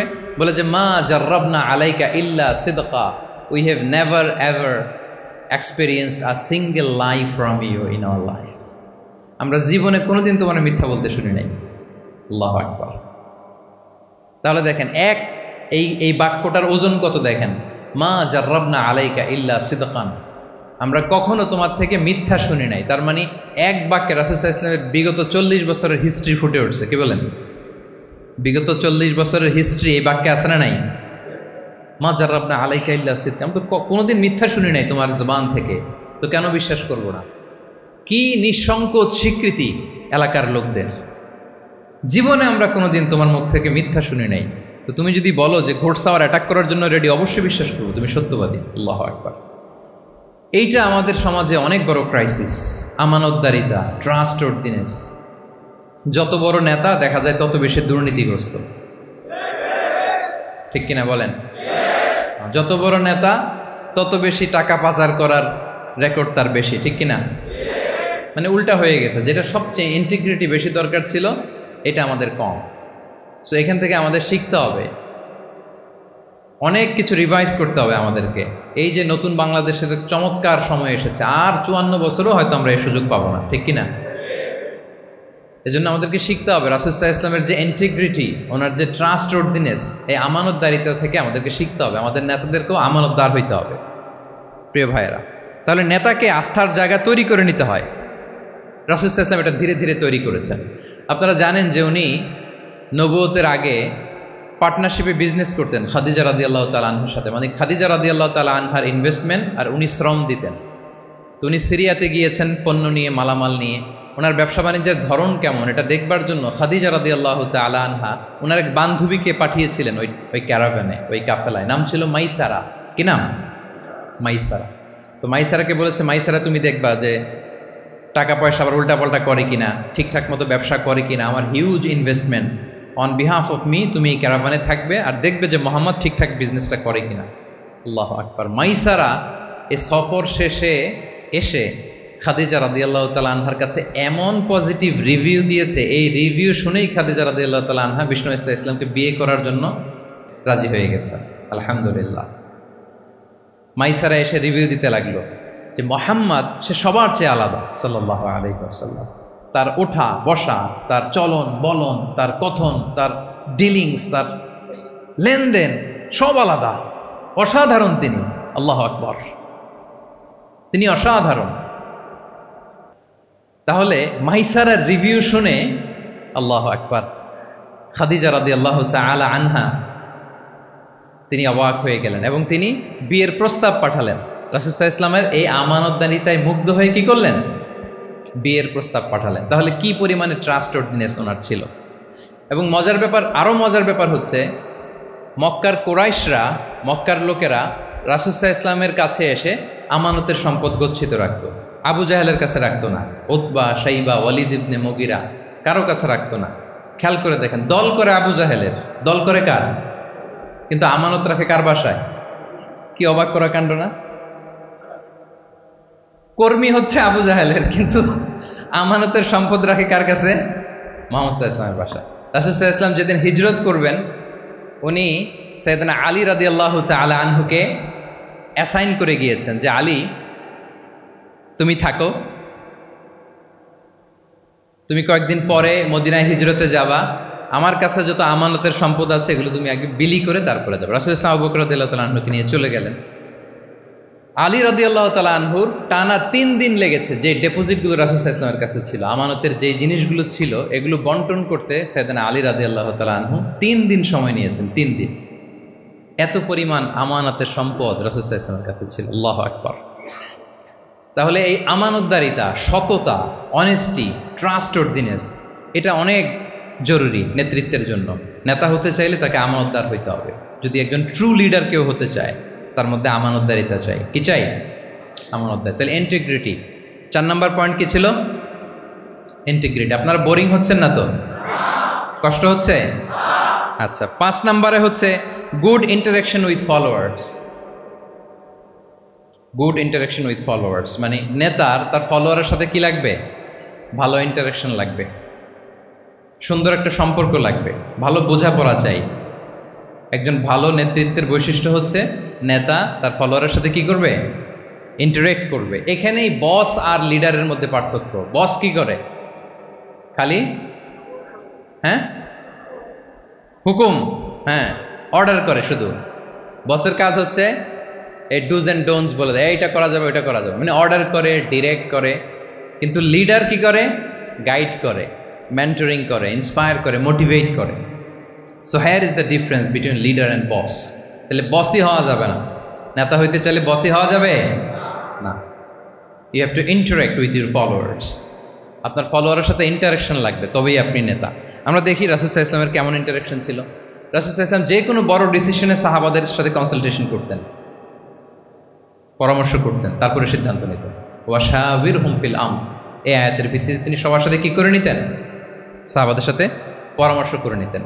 আপনারা দ্বিতীয় হিজরির যে বদরের যুদ্ধের কথা জানেন, বদরের প্রান্তরটা মদিনা থেকে প্রায় 130 কিলো দক্ষিণ পশ্চিমে। তো ওখানে গেলেন মদিনা থেকে। তিনি যাওয়ার পরে এক জায়গায় তিনি সেনা ক্যাম্প স্থাপন করলেন। স্থাপন করার পরে হাব্বাব ইবনুল মুনজির রাদিয়াল্লাহু তাআলা আনহু তিনি জিজ্ঞেস করলেন, ইয়া রাসূলুল্লাহ, এই যে আপনি এই জায়গায় বদরের প্রান্তরে সেনা শিবির স্থাপন করলেন, সেনা ক্যাম্প স্থাপন করলেন, এটা কি আল্লাহর দেখিয়ে দেয়া কোনো জায়গা নাকি আপনার ইচ্ছায়? তিনি বললেন, আমানজিলান আনসালাকাল্লাহু লাইসা লানা আন নাতাকদ্দামাহু ওয়ালা নাতাআখারা আনহু। এটা কি একেবারে ফিক্সড আল্লাহর পক্ষ থেকে ওহী যে এখানেই সেনা শিবির স্থাপন করতে হবে, নাকি আমহু আর রায়ু ওয়াল হারবু ওয়াল মাকিদা, নাকি এটা যুদ্ধের কৌশল হিসেবে আপনি নিজ থেকে করেছেন? রাসূল সাল্লাল্লাহু আলাইহি ওয়াসাল্লাম বললেন, না, এটা কোনো ওহী না। আমার কাছে মনে হয়েছে, আমার যে অ্যানালিসিস, আমার মনে হয়েছে বদরের যুদ্ধে এখানেই আমাদের পজিশনিংটা হইলে ভালো হয়। হাব্বাব ইবনে মুনজির রাদিয়াল্লাহু তাআলা আনহু বলেন, না, ইযান লাইসা হাযা বিমানজিল ইয়া রাসূলুল্লাহ। তাহলে এইখানে যদি আপনার নিজ থেকে আপনি এটা ডিসাইড করেন, আমি আপনার অনুমতিক্রমে বলতে চাই ইয়া রাসূলুল্লাহ, এইটা সুন্দর জায়গা হয়নি। সুন্দর জায়গা হয়নি? তাহলে কোথায়? হাব্বাব বললেন, ওইখানে, ওই যে বদরের একটা কুয়া আছে, এখানে পানির সোর্স আছে। আমরা যদি ওইখানে একটা ব্লকেট দিয়ে দাঁড়াতে পারি, তাহলে কোরাইশরা এসে আর পানি খেতে পারবে না। ওরা পানি না খেয়েই মরবে, যুদ্ধেও মরবে, পানির অভাবেও মরবে। আল্লাহু আকবার। এক মুহূর্ত দেরি করলেন না রাসূল সাল্লাল্লাহু আলাইহি ওয়াসাল্লাম। এই অপিনিয়ন পাওয়ার সাথে সাথেই বললেন, এই সেনা ক্যাম্প এখান থেকে উঠে হাব্বাব যেখানে বলেছে ওইখানে যে সেনা শিবির স্থাপন করো। 1 সেকেন্ডও দেরি করেন নাই। তাহলে কোনো ইগোইস্টিক ঝামেলা ছিল না, ভেরি অ্যাকোমোডেটিভ ছিলেন রাসূল সাল্লাল্লাহু আলাইহি ওয়াসাল্লাম। আমরা অনেক সময় নতুন কোনো কথা শুনলে, কোনো রিফর্ম শুনলে, শ্রোতাদের মধ্যে থেকে কিছু একটা শুনলে আটকে উঠি, চেঞ্জ করতে চাই না, রিজিড হয়ে থাকে। এই রিজিডিটি রাসূল সাল্লাল্লাহু আলাইহি ওয়াসাল্লামের মধ্যে ছিল না, ভেরি অ্যাকোমোডেটিভ ছিলেন, ইজিলি ওপেন আপ করতে পারেন। মুহূর্তেই বলেন, ঠিক আছে, আমি যেখানে করেছি আসলে ঠিক হয় না। হাব্বাব যেখানে বলেছে সবাই ওখানে যে সেনা ক্যাম্প স্থাপন করো। আল্লাহু আকবার। উনি চাইলে বলতে পারতেন, এই হাব্বাব, তুমি কি আমার চেয়ে বেশি বুঝো? আমি তো নবী, তুমি আমার উম্মাহ, আমার কাছে ওহী আসে। কোনো ধরনের আর্গুমেন্টে না যে সরাসরি রাসূল সাল্লাল্লাহু আলাইহি ওয়াসাল্লাম এটাকে মেনে নিলেন। আল্লাহু আকবার। তাহলে এই যে ইন্টারাকশন দেখেন কত চমৎকার ইন্টারাকশন ছিল সাহাবীদের সাথে রাসূলুল্লাহ সাল্লাল্লাহু আলাইহি ওয়া আলিহি ওয়াসাল্লাম। তাহলে good interaction with your followers এটা জরুরি। আমরা যদি খন্দকের ঘটনা দেখি, খন্দকের যে পরীক্ষা খনন করা হয়েছিল এটা কিন্তু কোনো মদিনার বা মক্কার কোনো আরাবিয়ান সাহাবাদের কাছ থেকে এই পরামর্শ আসেনি, এসেছে কার কাছ থেকে? সালমান আল ফারিসি। বাড়ি কই? সেই ইরান, ইয়ামান না, ইরানে। হি ওয়াজ পার্সিয়ান, উনি ইরান থেকে আসছে। ফারিসি, সালমান আল ফারিসি, পারস্য থেকে আসা। ওনার কথা অনুযায়ী তিনি বলছেন এবং বলেছেন সালমান মিন্না আহলাল বাইত, ওনাকে আহলে বাইতের স্ট্যাটাস তিনি দিয়েছেন। আল্লাহু আকবার। তাহলে ইজিলি তিনি সাহাবীদের কাছ থেকে চমৎকার অপিনিয়ন আসলে সেটাকে পিক করতেন এবং তাদের সাথে চমৎকার ইন্টারাকশন ছিল। সাহাবীদের সাথে, ফলোয়ারদের সাথে ওনার কতটা গভীর ইন্টারাকশন ছিল, ছোট্ট একটা হাদিস বলে, হাদিসটা সহিহ মুসনাদে আহমদ ইবনে হাম্বলে এসছে, আমি এই পয়েন্টটা শেষ করছি। রাসূল সাল্লাল্লাহু আলাইহি ওয়াসাল্লামের যুগে এক সাহাবী ছিল, তার নাম ছিল জাহির ইবনে হারাম আল আশজাঈ। জাহির সাহাবীর নাম কি? সবাই বলুন, কি নাম? জাহির রাদিয়াল্লাহু তাআলা। উনি মদিনায় থাকতেন না, উনি মরুপল্লীতে থাকতেন, মানে বেদুইন ছিলেন আর কি। মদিনা তো শহর, সিটি, উনি সিটিতে থাকতেন না, উনি থাকতেন মরুপল্লীতে। ওখানে তিনি অর্গানিক ফলমূল শাকসবজি চাষ করতেন। রাসূল সাল্লাল্লাহু আলাইহি ওয়াসাল্লাম ওনার এই অর্গানিক ফলমূল আর শাকসবজি খুব পছন্দ করতেন। ফলে উনি প্রায়ই সেই মরুপল্লী থেকে রাসূল সাল্লাল্লাহু আলাইহি ওয়াসাল্লামের জন্য অর্গানিক ফ্রেশ ফ্রুট আর শাকসবজি মদিনায় নিয়ে আসতেন এবং এগুলো ফ্রিতে দিতেন রাসূল সাল্লাল্লাহু আলাইহি ওয়াসাল্লামকে অ্যাজ এ গিফট। উপহার হিসেবে রাসূল সাল্লাল্লাহু আলাইহি ওয়াসাল্লামকে মরুপল্লী থেকে চাষ করে আনা ফলমূল শাকসবজি দিতেন, আর কিছু শাকসবজি ফলমূল তিনি মদিনার বাজারে বিক্রি করতেন। তো একবার তিনি এসে রাসূল সাল্লাল্লাহু আলাইহি ওয়াসাল্লামকে অর্গানিক এই ফ্রুটগুলো দিয়ে বাকিগুলো মদিনার বাজারে বিক্রি করতেছেন। রাসূলুল্লাহ সাল্লাল্লাহু আলাইহি ওয়াসাল্লাম বাজার ভ্রমণে গেলেন, যে দেখে ওই তো জাহের, উনি আবার কানা রজুলান দামিমান, একটু কুৎসিত দেখতে, একটু খাটো কুৎসিত শ্যামবর্ণের ছিলেন। তো ওনাকে দেখেই রাসূল সাল্লাল্লাহু আলাইহি ওয়াসাল্লাম পিছন থেকে এরকম ঝাপটে ধরলেন, পিছন থেকে হাগ করলেন আর কি। তো পিছন থেকে যখন ঝাপটে ধরলেন, উনি তো দেখতে পারতেছেন না কে ধরলো। উনি বলে মান হাদা আরসিলনি, এই ছাড়ো ছাড়ো, কে কে, এই কোন লোক আমারে ধরলো, ছাড়ো ছাড়ো করে অস্থির। যখন পিছনে ফিরে দেখে আল্লাহ রাসূল সাল্লাল্লাহু আলাইহি ওয়াসাল্লাম, এখন আর ছাড়াছাড়ি করে না, এখন ওনার পিঠটা রাসূল সাল্লাল্লাহু আলাইহি ওয়াসাল্লামের বুক মোবারকের দিকে আরো লাগাই দিচ্ছে এইভাবে। সুবহানাল্লাহ। এতক্ষণ বলে এই কে, ছাড়ো ছাড়ো। যখন দেখে রাসূল সাল্লাল্লাহু আলাইহি ওয়াসাল্লাম এখন আর তাড়াহুড়ো করতেছে না, এখন ওনার পিঠটা রাসূল সাল্লাল্লাহু আলাইহি ওয়াসাল্লামের বুক মোবারকের সাথে আরো ঠেলে দিচ্ছে। রাসূল সাল্লাল্লাহু আলাইহি ওয়াসাল্লাম এবার মজার ছলে বললেন মাইয়াশতারি হাযাল আব, ফান করে বলতেছেন, এই একটা দাস আছে আমার কাছে, এই লোকটারে কে কিনবে, আমি বেচবো, কে কিনবে? জাহির রাদিয়াল্লাহু তাআলা আনহু বলেন, ইয়া রাসূলুল্লাহ ইদান ওয়াল্লাহি তাজিদুনি কাসিদান, আমি কালো মানুষ, আমি সস্তা মানুষ, আমারে বেচলে বেশি দাম পাবেন না, আমি তো সস্তা মানুষ ইয়া রাসূলুল্লাহ। রাসূল সাল্লাল্লাহু আলাইহি ওয়াসাল্লাম বললেন আনতা লাস্তা ইনদাল্লাহি কাসিদ ইয়া জাহির, হে জাহির তুমি আল্লাহর কাছে সস্তা নও, আনতা ইনদাল্লাহি গালি, তুমি আল্লাহর কাছে বড্ড দামি। আল্লাহু আকবার। হে জাহের, তুমি, তোমার স্কিন ব্রাইট কালার না, তুমি কুৎসিত, তুমি দুনিয়াতে সস্তা হতে পারো কিন্তু আমার আল্লাহর দরবারে তুমি কবু সস্তা নও। আনতা ইনদাল্লাহি গালি, আল্লাহর কাছে তুমি বড্ড দামি। দেখেন ইন্টারাকশন কোন মাত্রায় গেলে পিছন থেকে যে এরকম হাক করা যায়, ঝাপটে ধরা যায় এক সাহাবীকে। সুবহানাল্লাহ। এরকম গুড ইন্টারাকশন ছিল অনেক অনেক ভুরি ভুরি সিরাতের পরতে পরতে আপনারা পাবেন যে রাসূল সাল্লাল্লাহু আলাইহি ওয়াসাল্লামের সাথে সাহাবাদের ইন্টারাকশন কত চমৎকার ছিল। তাহলে 5 নাম্বার হচ্ছে গুড ইন্টারাকশন উইথ ফলোয়ার্স। দেখি মনে আছে কিনা। 1 নম্বরে কি ছিল? 2 নম্বরে, 3 নম্বরে কম্প্যাশন, 4 নম্বরে ইন্টিগ্রিটি, 5 নম্বরে মাশাআল্লাহ গুড ইন্টারাকশন উইথ ফলোয়ার্স। 6 নম্বরে হচ্ছে কারেজ, সাহসিকতা। নেতা হইতে হইলে সাহস লাগবে না? নেতারে বাঁচানোর জন্য কর্মীরা দৌড়াইতেছে সামনে, নেতা যদি ছোটে পেছনে, তাহলে হবে? হ্যাঁ, রিক্সার টায়ার পাংচার হলে যদি নেতা 3 লাফ দেয়, এটা কি নেতা? তাহলে কি? তাহলে তো তাকে নেতা বলা যায় না। কি বলেন? নেতার তো হি শুড বি কারেজাস, তার সাহসী হইতে হবে, দুর্দান্ত সাহস থাকতে হবে তার। রাসূল সাল্লাল্লাহু আলাইহি ওয়াসাল্লামের এরকম দুর্দান্ত সাহস ছিল, অত্যন্ত সাহসিকতার অধিকারী তিনি ছিলেন। এবং এই লিডারশিপ ট্রেটটা খুবই জরুরি, এটাকে বলে মাদার স্কিল। খারেজি যে মাদার স্কিল, এটাই সব। এই হিম্মত লাগবে। আর রাজুলু যু হিম্মা ইউহিল উম্মা, যার হিম্মত আছে সেই জাতিকে জাগাতে পারে, ঠিক কিনা? এই যে আমাদের কাছে তো উদাহরণ একেবারে হাতের কাছেই, এই যে 5 আগস্টে, এই যে জুলাই আপরাইজিং, যদি কারেজ না থাকতো আমাদের তরুণদের, আমাদের জেনজিদের, তাহলে পরিবর্তন কি আমরা দেখতে পেতাম না। আমি গল্প শুনছিলাম যে এই চট্টগ্রাম বিশ্ববিদ্যালয় থেকে 2 জন শহীদ হয়েছে। আল্লাহ তাদের কবরগুলোকে তুমি জান্নাতে টুকরা বানিয়ে দাও। এই যে আমাদের তরুণরা তাজা রক্ত দিয়ে একটা চেঞ্জ এনেছে, পরিবর্তন, এটা তো কারেজ, তাদের সাহসিকতার বহিঃপ্রকাশ, ঠিক কিনা? এটা লাগবে। কেউ যদি লিড দিতে চায়, লিডার হতে চায়, তার এটা লাগবে, মাস্ট। রাসূল সাল্লাল্লাহু আলাইহি ওয়াসাল্লাম অত্যন্ত সাহসী ছিলেন। 2-1টা উদাহরণ আমরা সিরাত থেকে দেখি। একবার মদিনাতে রাত্রিবেলা বিকট একটা আওয়াজ হলো, বিকট আওয়াজ, এত আওয়াজ সবাই ঘুম থেকে জেগে গেল। ঘুম থেকে জেগে সবাই হতভম্ব, কিরে এত আওয়াজ তো মদিনাতে কখনো শুনি না, ঘটনা কি? কেউ ঘোড়া নিয়ে, কেউ উট নিয়ে, কেউ খচ্চর নিয়ে, কেউ এমনি খালি পায়ে ছুটতে আরম্ভ করলো আওয়াজের দিকে, দেখি যাই কোথায় কি হলো। সবাই ছুটতে ছুটতে মাঝপথে যেয়ে দেখে রাসূল সাল্লাল্লাহু আলাইহি ওয়াসাল্লাম আওয়াজ কোথায় হয়েছে, কোত্থেকে হয়েছে দেখে ফিরে আসতেছে আর বলতেছে, লান তুরাউ, ডোন্ট ওয়ারি, আরে ভয় নাই, দেখে আসছি আমি, আল্লাহু আকবার, ভয় নাই, আমি দেখে আসছি, এভরিথিং ইজ ফাইন দেয়ার, সব ঠিক আছে, যাও ফিরো মদিনায় ফিরো।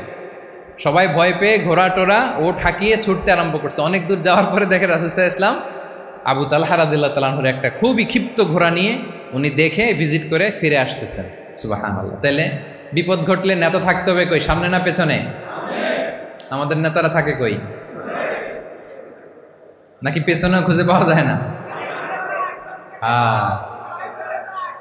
It's a big crisis. নেতা থাকবে কোথায়? Front liner. Leader should be front liner. উনি তো লিড দিবে, নেতৃত্ব দিবে। এখন ওনারা যদি খুঁজে পাওয়া না যায় তাহলে থাকবে কিছু না। এই যে শিখতে হবে আমাদের, যেমনটা রাসূল সাল্লাল্লাহু আলাইহি ওয়াসাল্লাম করলেন। বিকট আওয়াজ, উনি আগে চলে গেছে, কাউকে না বলে দেখে চলে আসতেছে। আল্লাহু আকবার। হুনাইনের যুদ্ধে এক পর্যায়ে মুসলমানরা পর্যদুস্ত হয়ে যাচ্ছিল, আপনারা অনেকে জানেন। To make the long story short, পুরো ঘটনাটা আমি আনবো না। সাহাবারা দিক বিদিক ছুটতে আরম্ভ করলো। পাহাড়ের উপর থেকে এমন প্রবল বেগে তীর ছোড়া হচ্ছিল, সাহাবারা টিকতে পারছিলেন না, কেউ এদিকে কেউ ওদিকে।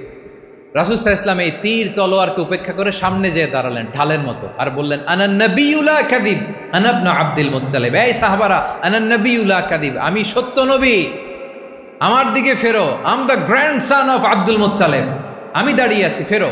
রাসূল সাল্লাল্লাহু আলাইহি ওয়াসাল্লামের যখন এই সাহসী স্টেটমেন্ট তারা পেলেন, আবার আল্লাহু আকবার ধ্বনি নিয়ে সাহাবারা সামনের দিকে এগিয়ে গেছেন। এই যে আগালেন, আর পিছু ফিরলেন না, হুনাইন জয় করেই ছাড়লেন। আল্লাহু আকবার। তাহলে ইতিহাসের পরতে পরতে, সিরাতের পরতে পরতে আমরা দেখবো যে রাসূল সাল্লাল্লাহু আলাইহি ওয়াসাল্লাম হি ওয়াজ এ হাইলি কারেজাস, অনেক সাহসী একজন ব্যক্তিত্ব ছিলেন, অত্যন্ত সাহসী পুরুষ ছিলেন। তাহলে নেতা হইতে হইলে তার কি লাগবে? সাহসিকতা লাগবে, তার তো লিড দিতে হবে ফ্রন্ট লাইন থেকে। এবং কাপুরুষতা, ভীরুতা, এটা থেকে রাসূল সাল্লাল্লাহু আলাইহি ওয়াসাল্লাম পানা চেয়েছেন। আল্লাহুম্মা ইন্নী আউযু বিকা মিনাল হাম্মি ওয়াল হাসান ওয়া আউযু বিকা মিনাল আজজি ওয়াল কাসাল ওয়া আউযু বিকা মিনাল জুবনি ওয়াল বুখল। জুবন মানে কি? ভীরুতা, কাপুরুষতা। হে আল্লাহ, আমি ভীরুতা থেকে, কাপুরুষতা থেকে পানাহা চাই। আমরা যেন কাপুরুষ না হই, আমরা যেন ভীরু না হই, আমরা যেন সত্যের বীর সেনানী হয়ে আবু সাঈদের মতো এরকম 2 হাত প্রসারিত করে দাঁড়াতে পারি, ঠিক কিনা? এই যে কারেজাস আবু সাঈদ, হ্যাঁ, is the icon of courage of Bangladesh. কি বলেন? এই যে বুক টান টান করে যে হাত 2টা প্রসারিত করে দাঁড়ালো, আল্লাহু আকবার। গোটা বিশ্ব এখন তাকে আইকনিক ফিগার হিসেবে মেনে নিছে। কি বলেন? গোটা বিশ্ব তাকে চিনছে, তার জন্য দোয়া করছে। তাহলে courage it's an essential leadership trade, এটা লাগবে প্রিয় ভাইয়েরা। আল্লাহ তাআলা এই কারেজ, এই সৎ সাহস দিয়ে আমাদেরকে ধন্য করুন। কটা গেল? 6টা। 7 নম্বরে হচ্ছে কনফ্লিক্ট রিজলভিং এবিলিটি, বিরোধ নিষ্পত্তি করার মতো যোগ্যতা থাকতে হবে নেতার। অর্থাৎ নেতা হইতে হবে এমন যে বিরোধকে নিষ্পত্তি করে দিতে পারে, মিটমাট করে দিতে পারে, ঝগড়া লাগলে মিটাইয়ে দিতে পারে। এটা গুরুত্বপূর্ণ কোয়ালিটি না নেতার জন্য? কি বলেন? রাসূল সাল্লাল্লাহু আলাইহি ওয়াসাল্লামের কিন্তু এটা ছিল, বিরোধ নিষ্পত্তি করা। রাসূল সাল্লাল্লাহু আলাইহি ওয়াসাল্লাম মক্কা থেকে মদিনায় যে 1 ঘন্টায় বছরের পর বছর চলে আসা যুদ্ধ, they use to fight each other, Aus and Khazraj, 1 ঘন্টায় যুদ্ধ থামাই দিয়েছেন। আল্লাহু আকবার। He was a very good mediator and arbitrator. রাসূল সাল্লাল্লাহু আলাইহি ওয়াসাল্লাম অত্যন্ত ভালো মধ্যস্থতাকারী ছিলেন, ভালো মধ্যস্থতাকারী তিনি ছিলেন। তিনি থামিয়ে দিতে পারতেন, বিরোধকে থামাতে পারতেন। আপনারা জানেন যে মক্কা একবার সম্ভবত অগ্নিকাণ্ডের কারণে কাবা ঘর জ্বলে গিয়েছিল, ধ্বংস হয়েছিল, কিছু অংশ নষ্ট হয়ে গিয়েছিল। কাবাকে রিনোভেট করা হয়েছিল, ফলে কাবার একটা কর্নারে যে ব্ল্যাক স্টোন কর্নার, রুকনুল হাজারিল আসওয়াদ, হাজরে আসওয়াদ পাথরকে সরিয়ে রাখা হয়েছিল। এখন কাবা যখন পুনর্নির্মাণ শেষ, ওই হাজরে আসওয়াদ পাথরকে আবার তার জায়গায় রাখা হবে। কিন্তু কে রাখবে? সবাই রাখতে চায়, সব দলের নেতারা বলে আমরা রাখবো। এক দলের নেতা বলে যে আমি রাখবো, এটা অনেক very prestigious and dignified issue, এই প্রেস্টিজ আমরা কাউকে নিতে দিব না। আরেক দলের নেতা বলে না, আমাদের পাওয়ার বেশি, আমরা রাখবো। আরেক দলের নেতা বলে যে না, এটা আমাদেরই। আরেকজন বলে রক্তের গঙ্গা বইয়ে দিব মক্কায়, কিন্তু এই সম্মান হাত ছাড়া হতে দেব না। এখন জাতীয় 4 নেতা গেছে 4 দিকে, সমাধান তো নাই। পাথর কয়টা? পাথর তো মাত্র একটা। ইন দ্য মিন টাইম রাসূল সাল্লাল্লাহু আলাইহি ওয়াসাল্লাম আসলেন। রাসূল সাল্লাল্লাহু আলাইহি ওয়াসাল্লামকে দেখেই সবাই হ্যাপি, সবাই বলে যা আমিনুন রদিনা বি, এই তো আলামিন আসছে, ওই ফয়সালা করবে। সুবহানাল্লাহ, এই তো আলামিন আসছে, সেই ফয়সালা করে দিবে আমাদের মধ্যে। আল্লাহ রাসূল সাল্লাল্লাহু আলাইহি ওয়াসাল্লাম বললেন কি হয়েছে? এই ঘটনা। জাতীয় 4 নেতা বলে এই পাথর নিয়ে তারা নিজেরা রাখবে, কাউকে দিবেন। রাসূল সাল্লাল্লাহু আলাইহি ওয়াসাল্লাম বললেন ঠিক আছে, একটা চাদর নিয়ে আসো। চাদর নিয়ে আসা হলো। এবার জাতীয় 4 নেতা চাদরের 4 কর্নার ধরে দাঁড়ালো। রাসূল সাল্লাল্লাহু আলাইহি ওয়াসাল্লাম নিজ হাতে হাজরে আসওয়াদ তুলে চাদরের মাঝখানে রাখলেন। এবার 4 নেতাকে বললেন আসো তোমরা আমার সাথে। তারা আগাতে লাগলো। কাবা ঘরের সামনে যখন আসলো, রাসূল সাল্লাল্লাহু আলাইহি ওয়াসাল্লাম নিজ হাতে, ওনার বরকতময় হাতে আবার হাজরে আসওয়াদ ধরে ঠিক জায়গায় মতো রেখে দিলেন। এতক্ষণ কিন্তু 4 নেতা কি বলছে? কাউরে ধরতে দিব না, কাউকে। কিন্তু এখন চাদরের কোনা ধরেই কি happy. This is called conflict resolving ability. একজন নেতার এরকম কনফ্লিক্ট, সমাজে যখন এই ধরনের বিরোধ তৈরি হয়, ঝামেলা তৈরি হয়, মারামারির মতো পরিস্থিতি তৈরি হয়, সংঘাতের মতো একটা সিচুয়েশন হয়, নেতা এটাকে রিজলভ করার ক্যাপাসিটি, এবিলিটি তার থাকতে হবে। আল্লাহ রাসূল সাল্লাল্লাহু আলাইহি ওয়াসাল্লামকে আল্লাহ তাআলা এটা দিয়েছেন। আল্লাহু আকবার। শুধু বড় বড় জিনিস না, ছোট ছোট জিনিসও করতে হয়। লেটস সে নিজ দলের নেতাকর্মীদের মধ্যে মারামারি, নিজ দেশের ভেতরে মারামারি, দেশের সাথে প্রতিবেশী দেশের বিরোধ, রিজিওনাল সুপার পাওয়ার হলে আশেপাশের অনেকগুলো দেশের মধ্যে বিরোধ, আপনাকে নেতা হয়ে এগুলো মিটমাট করে দিতে হবে। সুপার পাওয়ার যদি হয়ে যান, গোটা বিশ্বের যেখানে ঝামেলা লাগে, দেখেন না বড় বড় মোরলরা কি করে, ওই কাতারে বসে বসে ওই আফগানিস্তান, তারপর ওই ইসরায়েল, কাতার মিলাই দিচ্ছে। দেখেন না এগুলো নিউজে আপনারা? This is called conflict resolving ability. কনফ্লিক্টকে রিজলভ করতে জানতে হয়। রাসূল সাল্লাল্লাহু আলাইহি ওয়াসাল্লাম এরকম রাষ্ট্রীয় পর্যায়ে, বড় বড় সামাজিক পর্যায়ে, এমনকি ফ্যামিলি অ্যাফেয়ার্সের মধ্যে যত বিরোধ লাগতো, রাসূল সাল্লাল্লাহু আলাইহি ওয়াসাল্লাম মিলাই দিতেন। আল্লাহু আকবার। ফ্যামিলি কাউন্সিলিং, এই জন্য প্রত্যেক ইমাম খতিবদের এই কাউন্সিলিংয়ের উপর ট্রেনিং নেওয়া দরকার। আমাদের পরিবারগুলো ভেঙে যাচ্ছে, পরিবারগুলো কি হচ্ছে? ভেঙে যাচ্ছে। আমি পশ্চিমা দেশে আমাদের অনেক স্কলারদের দেখেছি, যারা ইমাম এবং খতিব, তাদের আলাদা করে উইকলি 7 ঘন্টা, 8 ঘন্টা, 10 ঘন্টা এরকম রাখতে হয় ফ্যামিলি কাউন্সিলিংয়ের জন্য। যাদের মধ্যে বিরোধ, হাজব্যান্ড ওয়াইফের ঝামেলা চলতেছে, উনি কাউন্সিলিং করে। এটা খুব জরুরি। আল্লাহ রাসূল সাল্লাল্লাহু আলাইহি ওয়াসাল্লাম এটা করতেন, সাহাবাদের মধ্যে করতেন, ইভেন নিজের স্ত্রীদের মধ্যেও করতেন। সহিহ বুখারীতে এসেছে, ওনার স্ত্রীদের মধ্যে 2টা গ্রুপ ছিল। পজিটিভলি নেন, 2টা গ্রুপ, আবার এটা ওই গ্রুপ মনে করেন না। অর্থাৎ মানবিক কারণে সামান্য যে জেলাসি থাকে এক স্ত্রীর সাথে আরেক স্ত্রীর, এটা তো খুব স্বাভাবিক। তো ওই ওনাদের মধ্যে একসাথে তো অ্যাট এ টাইমে খুব সম্ভবত 9 জন স্ত্রী বেঁচে ছিলেন। হাফসা রাদিয়াল্লাহু তাআলা আনহাকে কেন্দ্র করে একটা গ্রুপ, আয়েশা রাদিয়াল্লাহু তাআলা আনহাকে কেন্দ্র করে একটা গ্রুপ। তাদের মধ্যে অনেক কথাবার্তা, কিছু মানবিক কারণে যেগুলো হয়, এটা কিন্তু ছিল। রাসূল সাল্লাল্লাহু আলাইহি ওয়াসাল্লাম প্রায় ওনাদেরকে নিয়ে বসে এগুলো রিজলভ করে দিতেন।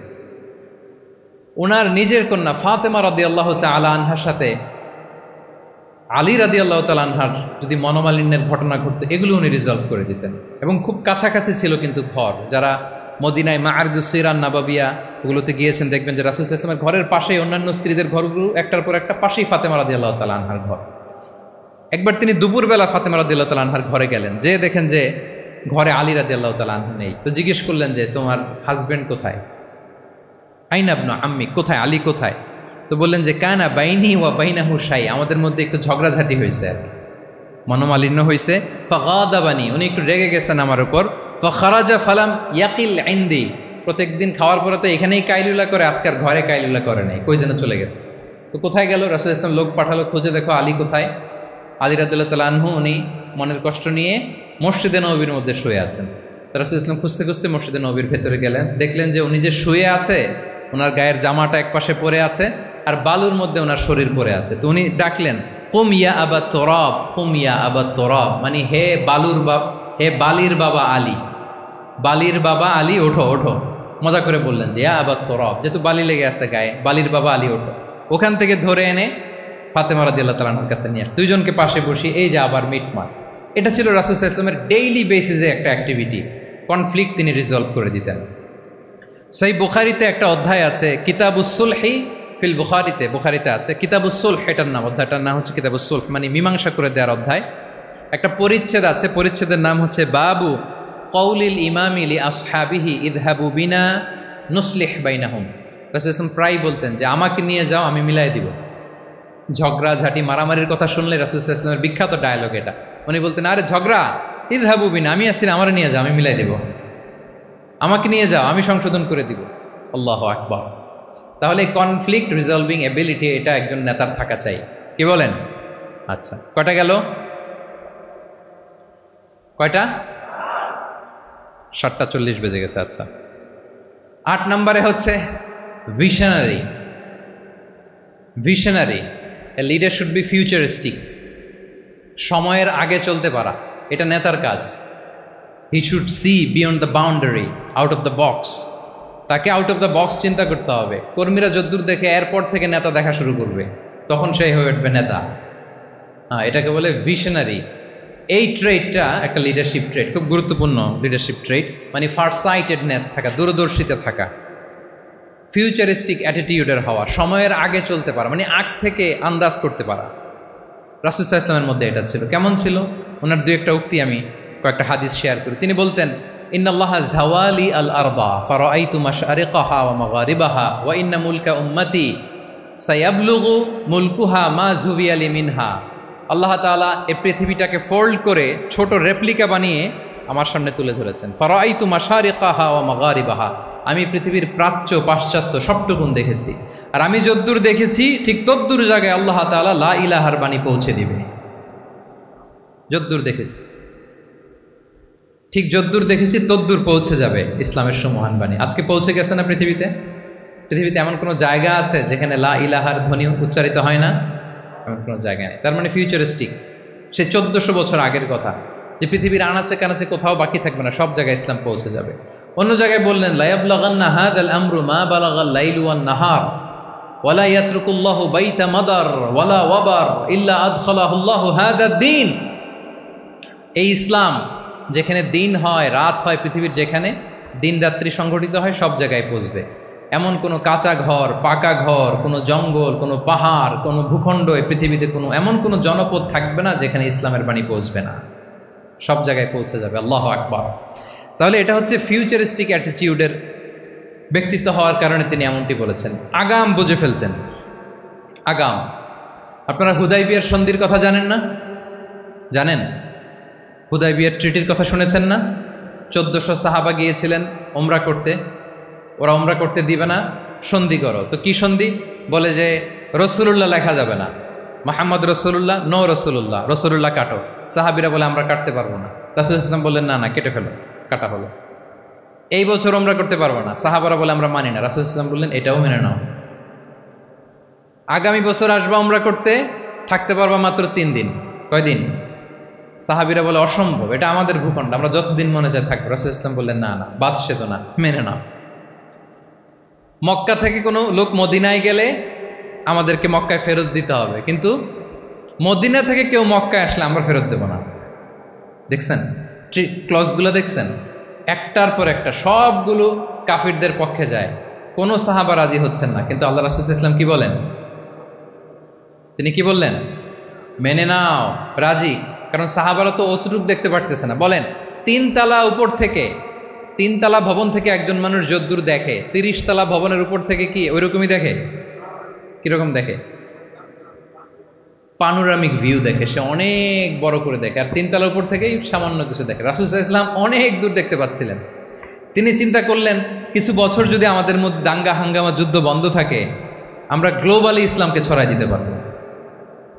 শান্তভাবে মদিনাতে একটা স্ট্রং ইসলামিক কমিউনিটি আমরা তৈরি করতে পারবো। আল্লাহু আকবার।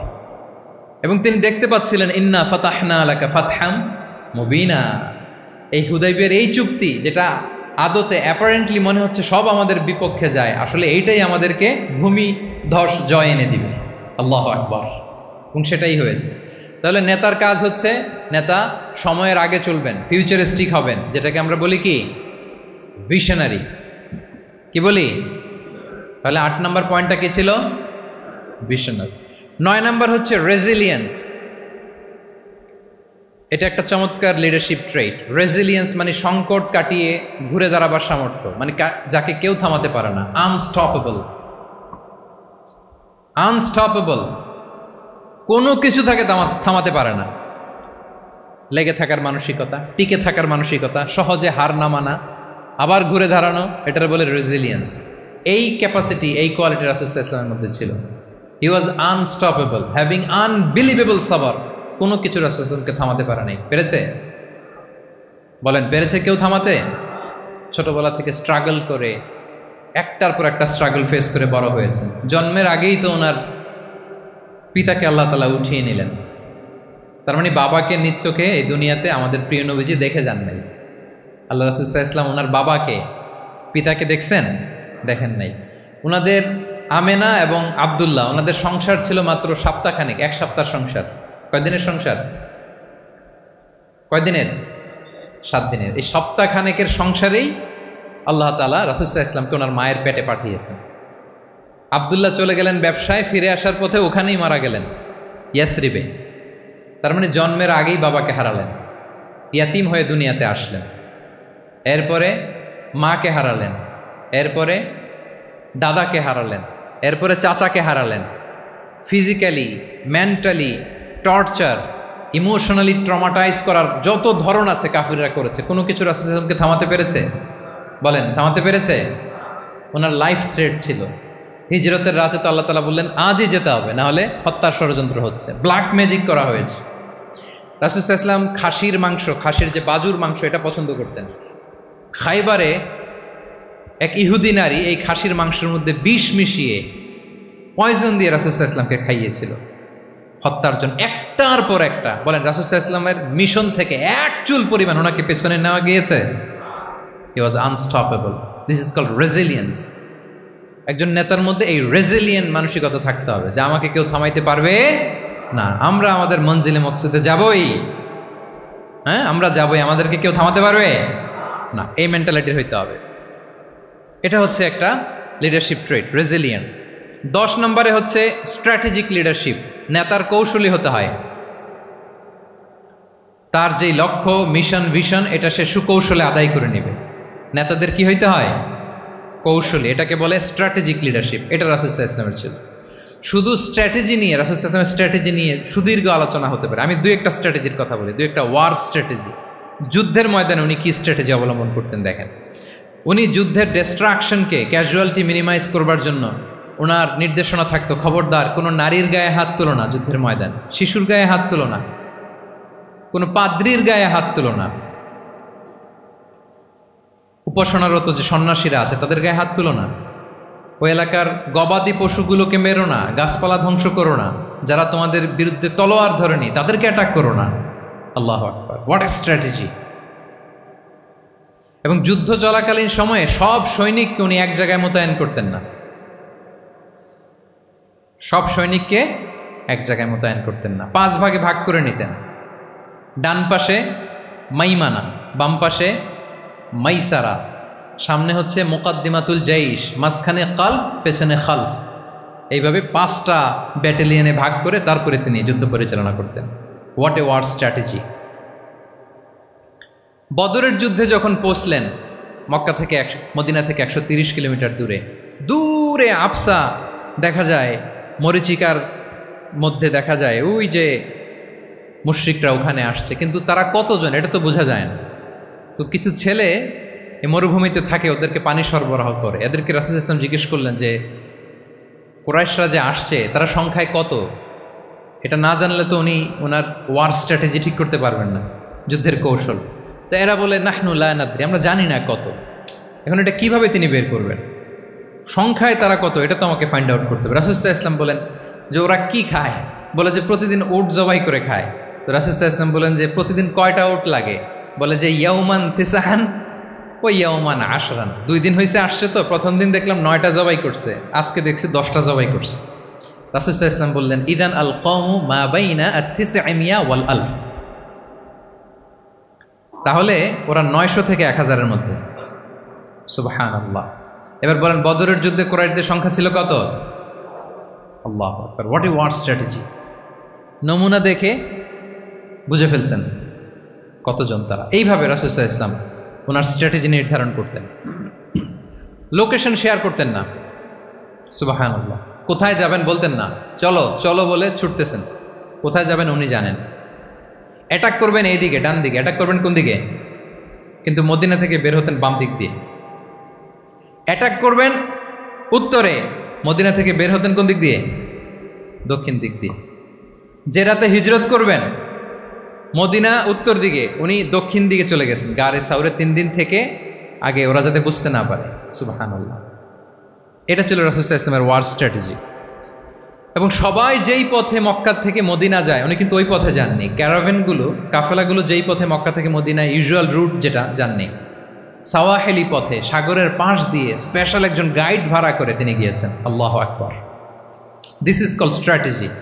তাহলে স্ট্র্যাটেজিক লিডারশিপ লাগবে, একজন নেতার স্ট্র্যাটেজিক প্ল্যানিং ঠিক করা লাগবে। এটা তাকে সামনের দিকে আগাতে অনেক সহায়তা করবে। রাসূল সাল্লাল্লাহু আলাইহি ওয়াসাল্লামের যে জিও পলিটিক্যাল অ্যাওয়ারনেস, এগুলো নিয়ে কথা বলতে গেলে অনেক লম্বা সময় লাগবে, আমরা যাব না। 10 নম্বরে ছিল স্ট্র্যাটেজিক লিডারশিপ, 10টা বলে ফেলছি, আর 2টা 2 মিনিটে বলে শেষ করব। 11 নম্বর প্র্যাকটিক্যাল উইজডম। প্র্যাকটিক্যাল উইজডম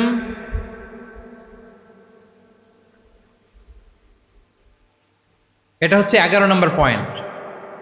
অর্থাৎ প্রজ্ঞা থাকতে হবে। একজন নেতা যে ডিসিশনগুলো সে মেক করবে, এটা প্রজ্ঞায় সুসজ্জিত হইতে হবে। আল্লাহ রাসূল সাল্লাল্লাহু আলাইহি ওয়া আলিহি ওয়াসাল্লামের যতগুলো সিদ্ধান্ত ছিল, কাজ ছিল, কোনোটাই প্রজ্ঞা থেকে খালি ছিল না, সবগুলো ছিল প্রজ্ঞায় সমৃদ্ধ।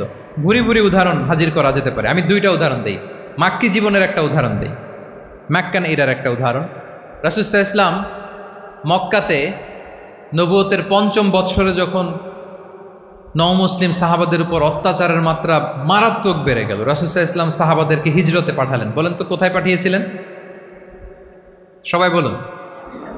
আবিসিনিয়াতে, বর্তমান ইথিওপিয়া, ইরিত্রিয়া, ওই এরিয়াতে, আবিসিনিয়াতে তিনি পাঠালেন। বললেন যে দেয়ার ওয়াজ এ জাস্ট কিং আসহামা নেগাস, বললেন যে ওখানে আবিসিনিয়াতে যাও, ওখানে আসহামা নামে নাজ্জাশী একজন বাদশাহ আছে, খুব ভালো। তাদেরকে পাঠালেন নবুয়তের 5ম বছরে। যেতে লাগলো, এক এক সময় এক এক সাহাবী যায়, যে ওখানে বড় একটা বেস তৈরি হলো, মুসলিম কমিউনিটি তৈরি হলো। এরপর 13 বছর পরে মাক্কি 13 বছর, মাক্কি জিন্দেগির 13 বছর শেষ করে নবুয়তে রাসূল ইসলাম কোথায় চলে গেলেন? মদিনায়। মদিনায় যে রাসূল ইসলাম একটা ইসলামী স্টেট তিনি প্রতিষ্ঠা করলেন। প্রথম হিজরি যায়, দ্বিতীয় হিজরি যায়, একটার পর একটা যুদ্ধ যায়, মুসলিম কমিউনিটি বাড়ে, কমপ্লিট ইসলামিক স্টেট হয়ে যায়। কিন্তু ওই আবিসিনিয়া থেকে ওই গ্রুপ আর ফিরে না। নবুয়তের 5ম বৎসরে যে গ্রুপকে রাসূল সাল্লাল্লাহু আলাইহি ওয়াসাল্লাম জাফর ইবনে আবু তালেবের নেতৃত্বে আবিসিনিয়ায় পাঠিয়েছিলেন, তারা মদিনায় কোন হিজরিতে আসছে জানেন?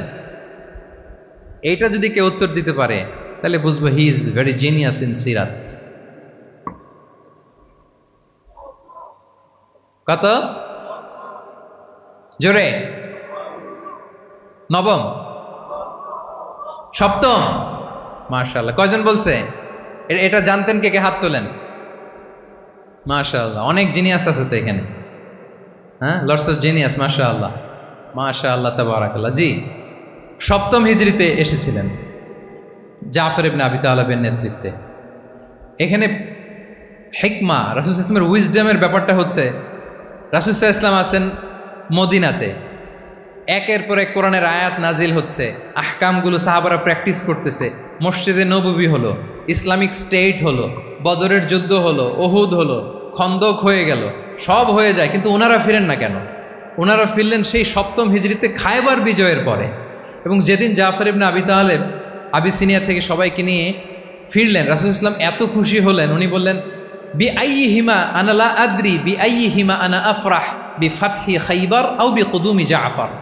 আজকে কোনটাতে আমি বেশি হ্যাপি আমি জানি না, আমার ভাই জাফরকে পেয়ে নাকি খাইবার বিজয়ের কারণে। আমি কনফিউশনে পড়ে গেছি যে এইটাতে বেশি খুশি হইলাম নাকি ওইটাতে। এর কারণ হচ্ছে রাসূল ইসলাম অপেক্ষা করতেছিলেন যে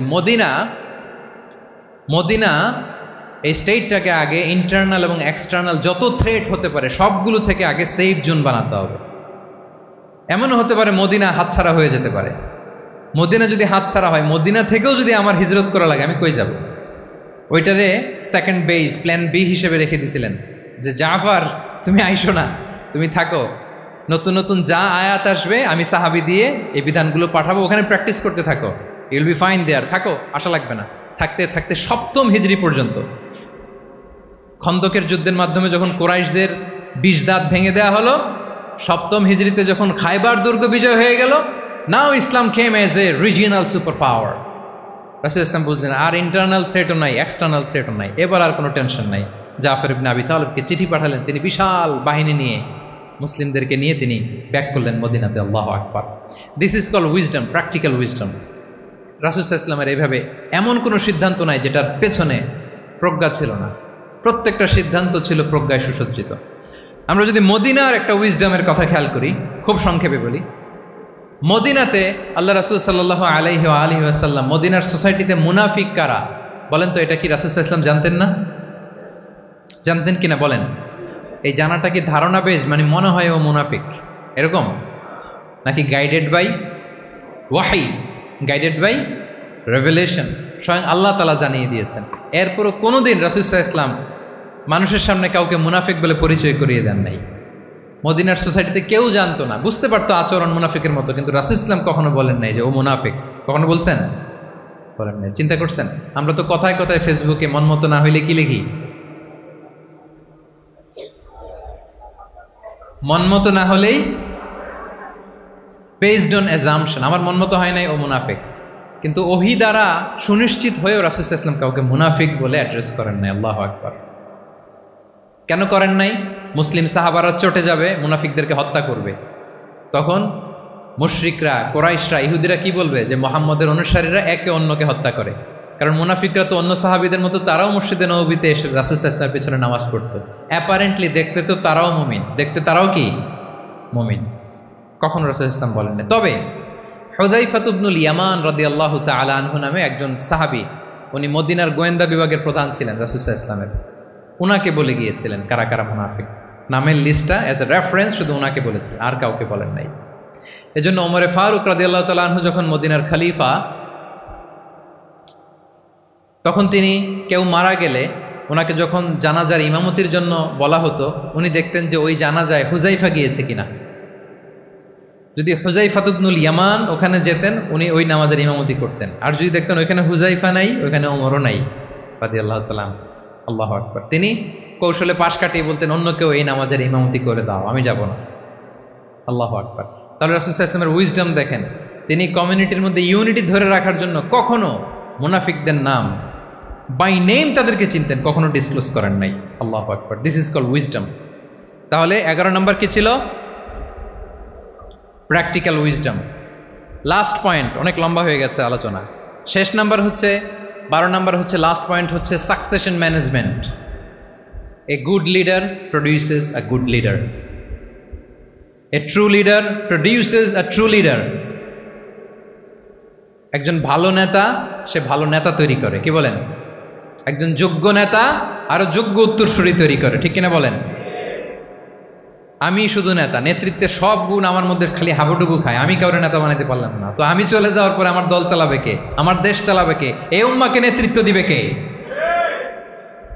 রাসূল সাল্লাল্লাহু আলাইহি ওয়াসাল্লাম নিজে যেমনি অনুসরণীয় নেতা ছিলেন, অনুকরণীয় নেতৃত্ব দিয়েছেন, তিনি এরকম নেতৃত্ব তৈরিও করে গিয়েছেন, ঠিক কিনা বলেন? আল খোলাফা আর রশিদিন আল মাহদিন, তাদের কথা যদি খেয়াল করেন, আবু বকর রাদিয়াল্লাহু তাআলা আনহুর ব্যাপারে তো ওনার প্রচ্ছন্ন কিছু ইঙ্গিতও ছিল। ওনার অবর্তমানে নামাজ পড়িয়েছে কে মসজিদে নববীতে? আবু বকর রাদিয়াল্লাহু তাআলা আনহু। ওনার হজ পালনের আগে হজের জন্য পাঠিয়েছিলেন কাকে? নবম হিজরিতে আবু বকর রাদিয়াল্লাহু তাআলা। এগুলো ছিল প্রচ্ছন্ন ইঙ্গিত। এবং সাকিফায়ে বনু সাঈদাতে ওমরে ফারুক বললেন যে আপনাকেই আমরা নেতা মানি, সবাই এক বাক্যে মেনে নিল। আজও ওই জায়গাটা মসজিদে নববীর এক পাশে সাকিফায়ে বনু সাঈদার বড় সাইনবোর্ড আছে, ওখানে বিকেলবেলা আনসারি সাহাবারা বসে গল্প করতেন। ওই জায়গাতে আবু বকর রাদিয়াল্লাহু তাআলা আনহুর খলিফা নির্বাচনের ব্যাপারটা ঘটেছিল। উনি ওসিয়ত করে গিয়েছিলেন ওমরে ফারুক রাদিয়াল্লাহু তাআলা আনহু খলিফা হবেন। ওমরে ফারুককে যখন অ্যাসাসিনেশন করা হলো, উনি একটা প্যানেল করে দিয়ে গেলেন। সেখান থেকে ওসমান রাদিয়াল্লাহু তাআলা আনহু হলেন। ওসমান রাদিয়াল্লাহু তাআলা আনহুর হত্যা পরবর্তী উদ্ভূত পরিস্থিতিতে আলী রাদিয়াল্লাহু তাআলা আনহু হলেন। একজনের চেয়ে আরেকজন শ্রেষ্ঠ, একজনের চাইতে আরেকজনের মানাকিব অসাধারণ অসাধারণ। এই যে নেতৃত্ব রাসূল সাল্লাল্লাহু আলাইহি ওয়াসাল্লাম এটা জীবদ্দশায় তৈরি করেছেন। যার যেখানে ক্যাপাসিটি দেখেছেন তাকে ওই দিকে উদ্বুদ্ধ করেছেন। যার মধ্যে যুদ্ধের ব্যাপারে জ্ঞান দেখেছেন তাকে যুদ্ধের সেনাপতি বানিয়েছেন। Khalid bin Walid, chief of the Muslim military, মুসলিম বাহিনীর সেনাপ্রধান ছিলেন কে? খালিদ বিন ওয়ালিদ। ওনার দিয়ে কখনো কবিতা লিখতে পাঠাইছেন রাসূল সাল্লাল্লাহু আলাইহি ওয়াসাল্লাম, কিন্তু হাসান বিন সাবিতকে দিয়ে কি করছেন? শুধু কি কবিতা লেখানো? মিম্বরের পাশে মসজিদে নববীতে আরেকটা মিম্বর বানাই দিয়েছেন, স্টেজ, যে তুমি এখানে দাঁড়িয়ে এমন জ্বালাময়ী কবিতা লিখবে যেন গুজবাম হয় মুসলমানদের, জেহাদের ময়দানের জন্য ঝাঁপিয়ে পড়ে। তাহলে খালিদ বিন ওয়ালিদকে দিয়ে এক কাজ করিয়েছেন, হাসান বিন সাবিতকে দিয়ে আরেক কাজ করিয়েছেন।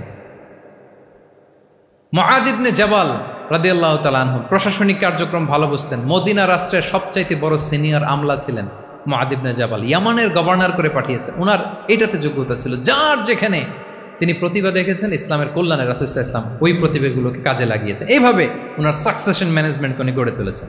ফলে ওনার পরবর্তীতে বছরের পর বছর ইসলামী নেতৃত্বের হাল ধরতে মুসলিম উম্মার বেগ পেতে হয় নাই, ঠিক কিনা বলেন? তাহলে good leader, a true leader produces a good leader. একজন সফল নেতা সে এরকম আরো অনেক সফল নেতৃত্ব তৈরি করে যায়, তাহলেই তার নেতৃত্ব সামনের দিকে আগাতে থাকে। তাহলে সর্বশেষ পয়েন্টটা কি ছিল? Succession management. 12টা জিজ্ঞেস করলে বলা যাবে? হ্যাঁ, নোট করে রাখছেন বোধহয় না? খুব খুশি হয়েছে আমি, মাশাআল্লাহ। শ্রোতা যদি ভালো হয়, শ্রোতা যদি দেখি যে না আমার সাথে সাথে মাথা নাড়ায়, রেসপন্স করে, উত্তর দেয়, তখন কথা বলতেও ভালো লাগে। মানে এত গরমের মধ্যে, এত কষ্টে, অল আর সোয়েটিং, বাট এত মনোযোগের সাথে আপনারা শুনেছেন। আল্লাহ তাআলা আপনাদেরকে কবুল করুক। আচ্ছা, আমরা একটু রিক্যাপ করি। 1 নম্বরে কি ছিল? আচ্ছা, 2 নম্বরে সবাই বলতেছে তো, আসলে কি বলতেছে বোঝাও যাচ্ছে না। ঠিক আছে, 3 নম্বরে কম্প্যাশন, 4 নম্বরে ইন্টিগ্রিটি, 5 নম্বরে গুড রিলেশন উইথ ফলোয়ার্স, 6 নম্বরে, 7 নম্বরে, 8 নম্বরে, 9 নম্বরে রেজিলিয়েন্স, 10 নম্বরে মাশাআল্লাহ, সব শেষে 11 নম্বরে প্র্যাকটিক্যাল উইজডম, সব শেষে মাশাআল্লাহ। যুগোপযোগী নেতৃত্বের জন্য, যুগোপযোগী নেতৃত্ব তৈরি করবার জন্য রাসূল সাল্লাল্লাহু আলাইহি ওয়াসাল্লামের এই যে leadership trait, leadership features, leadership quality, ওনার যে নেতৃত্বের ধরন আমরা জানলাম, এগুলো থেকে আমাদের অনেক শেখার আছে, অনেক নেয়ার আছে। আমরা চাইবো আমাদের আগামী নেতৃত্ব আল্লাহ রাসূল সাল্লাল্লাহু আলাইহি ওয়াসাল্লামের লিডারশিপ ট্রেড থেকে উপকৃত হবে। তারা এগুলো স্টাডি করবে, এখান থেকে তারা তাদের নিজেদের নেতৃত্বকে সাজাবে। আল্লাহ তাআলা আমাদের সবাইকে কথাগুলো বোঝা আর আমল করার তৌফিক দান করুন। আমি আবারও মিনার চট্টগ্রাম বিশ্ববিদ্যালয়কে অন্তরের অন্তঃস্থল থেকে শুভেচ্ছা জানাই। এরকম চমৎকার প্রোগ্রামের আয়োজন করবার জন্য ইউনিভার্সিটি অথরিটিকে আমি শুভেচ্ছা জানাই, এবং আমার মাথার তাজ সম্মানিত শিক্ষক মণ্ডলীকে শুভেচ্ছা জানাই, এবং প্রিয় শিক্ষার্থী বন্ধুদেরকে আবারও প্রাণঢাল অভিনন্দন জানিয়ে রাসূল সাল্লাল্লাহু আলাইহি ওয়াসাল্লামের নেতৃত্বের উপর প্রফিটিক লিডারশিপ টপিকে এই আলোচনা আমি এখানেই শেষ করছি। হাযা মা ইনদি ওয়াল ইলমু ইনদাল্লাহি আলাইহি তাওয়াক্কালতু ওয়া ইলাইহি উনীব। ওয়াসসালামু আলাইকুম ওয়া রাহমাতুল্লাহি ওয়া বারাকাতুহু।